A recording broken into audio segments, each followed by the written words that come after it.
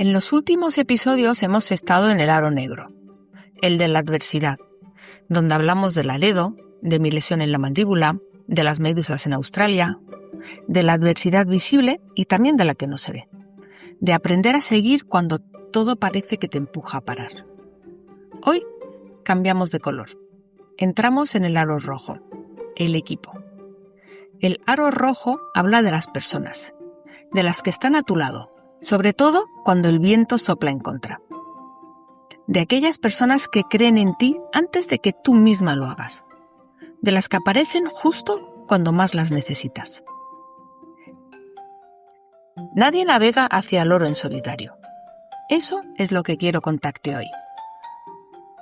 Antes de hablar de compañeras de tripulación, de entrenadores o de patrocinadores, quiero hablarte del primer equipo que tuve, el más importante, el que lo cimentó todo, mi familia.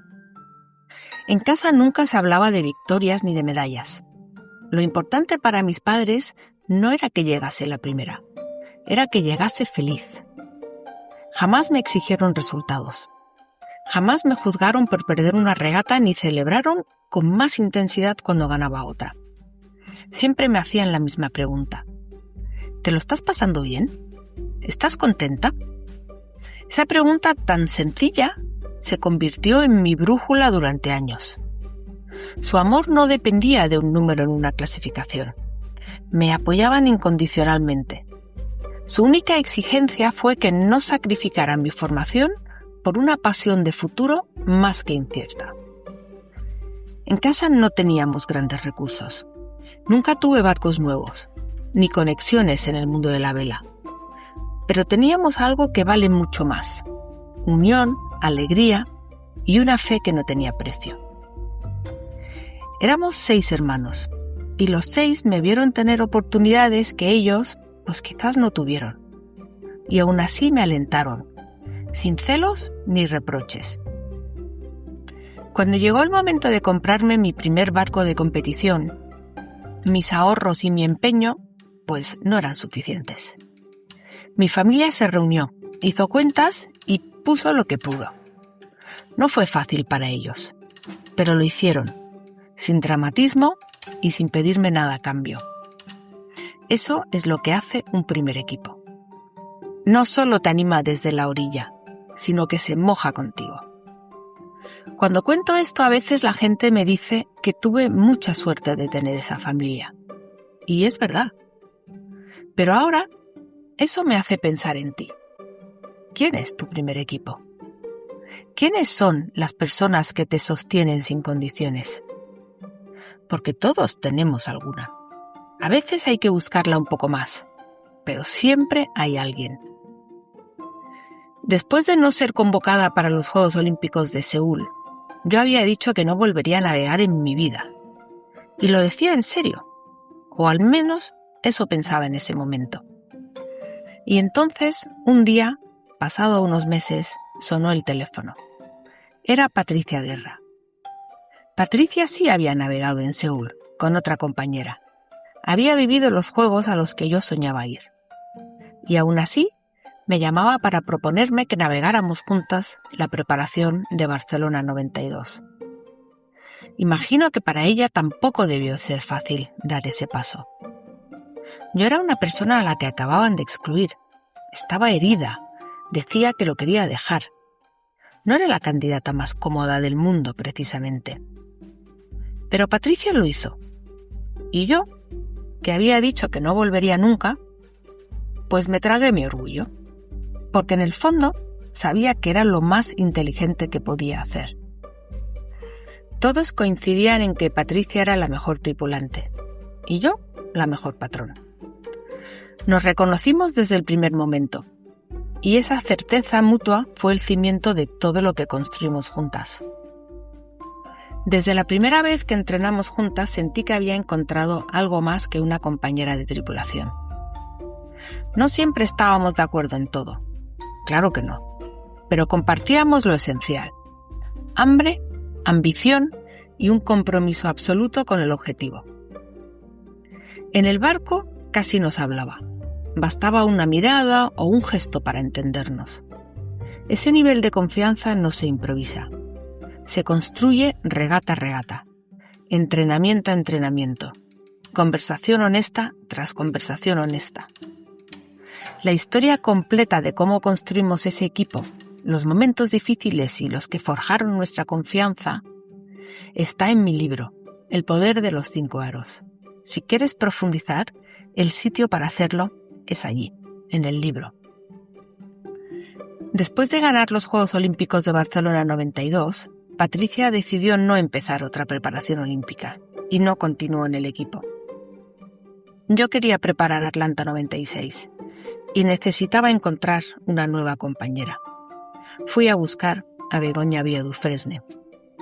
Begoña era joven, llena de talento, de motivación y de energía, pero no tenía nuestra experiencia olímpica. Lo que significaba que yo no solo tenía que ser su compañera de tripulación, tenía que ayudarla, tenía que ser su mentora. Y eso era un rol completamente nuevo para mí. Allí aprendí algo que no olvidaré nunca. Mentorizar no es controlar, es empoderar. Tuve que crear un espacio seguro para que Begoña pudiera crecer, aprender, equivocarse y encontrar su propio ritmo. Tuve que liderar con el ejemplo. Cada mañana, cada entrenamiento, cada decisión difícil era una oportunidad para mostrarle el estándar de excelencia. No con palabras, sino con acciones. Recuerdo las primeras semanas juntas. Begoña absorbía todo como una esponja. Hacía preguntas que a mí nunca se me habían ocurrido. Y eso me obligó a explicar cosas que yo hacía de manera intuitiva, sin haberlas verbalizado nunca. Enseñar a alguien te obliga a entenderte mejor a ti misma. Fue un aprendizaje en los dos sentidos. Y ella respondió de una manera que me dejó sin palabras. Su dedicación fue total y su crecimiento asombroso. En Atlanta 96, Begoña y yo ganamos el oro olímpico. En el podio, con las medallas al cuello, entendí algo que cambió para siempre mi manera de ver el éxito. La grandeza auténtica no se mide por lo que consigues tú. Se mide por lo que haces posible en otros. Ver a Begoña en aquel podio fue, para mí, más grande que cualquier medalla que haya ganado sola. He reflexionado mucho sobre esto a lo largo de los años y he llegado a algunas conclusiones. Un equipo ganador no es el que no tiene conflictos. Es el que sabe resolverlos, con respeto, con honestidad y con una pregunta siempre presente. ¿Qué es lo mejor para el equipo? Un equipo ganador no es el que siempre está de acuerdo. Es el que confía incluso cuando duda. Como Patricia en aquella regata del Canal de la Mancha, cuando de repente cambié de táctica en el último segundo y ella maniobró conmigo sin preguntar nada, sin cuestionar. Esa confianza valía más que cualquier medalla. Un equipo ganador no es el que evita la tormenta. Es el que aprende a maniobrar juntos cuando la tormenta llega. Volviendo a ese día en el Canal de la Mancha, fue una de esas decisiones que tomas en un instante sin poder explicarla, pero sabiendo en el fondo que es la correcta. Un riesgo real. Si me equivocaba, podíamos perder toda la ventaja acumulada. Patricia no preguntó, no dudó, simplemente reaccionó conmigo. Maniobramos como una sola unidad. Minutos después comprobamos que habíamos acertado. Llegamos primeras a la boya de Barlovento. No hizo falta celebrarlo en voz alta. Me bastó con su mirada breve, su media sonrisa. Para mí, esa mirada también valía más que cualquier medalla. Y hay algo más que a veces se olvida. El equipo no es solo el que está contigo en el barco. Es también el que está en tierra. Tu familia, tu entrenador, las personas que creyeron en ti antes de que tuvieras resultados, los que siguen creyendo en ti cuando los resultados no llegan. Todos ellos, y más, son parte de tu tripulación, y todos merecen ser reconocidos como tales. Antes de cerrar, te dejo con una pregunta. ¿Quiénes forman tu tripulación? ¿Quién es tu equipo?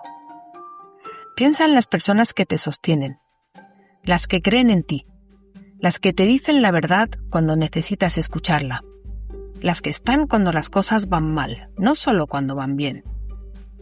¿Les has dicho últimamente lo que significan para ti? ¿Crees que ellos sienten que son parte de tu equipo? Los equipos se cuidan, se alimentan y se agradecen. No des por sentado a las personas que hacen posible tu camino. Porque nadie navega hacia el oro en solitario. Detrás de cada logro hay un equipo que cree, que sostiene, que apoya y eleva. En el próximo episodio nos quedaremos en el aro rojo, el aro del equipo, pero vamos a entrar en algo concreto. ¿Cómo se lidera desde dentro del equipo? ¿Cómo se toman decisiones bajo presión cuando el equipo depende de ti? ¿Y qué ocurre cuando el golpe llega justo en el peor momento posible y el equipo es lo único que te sostiene? Gracias por estar aquí y nos vemos en el episodio número 6.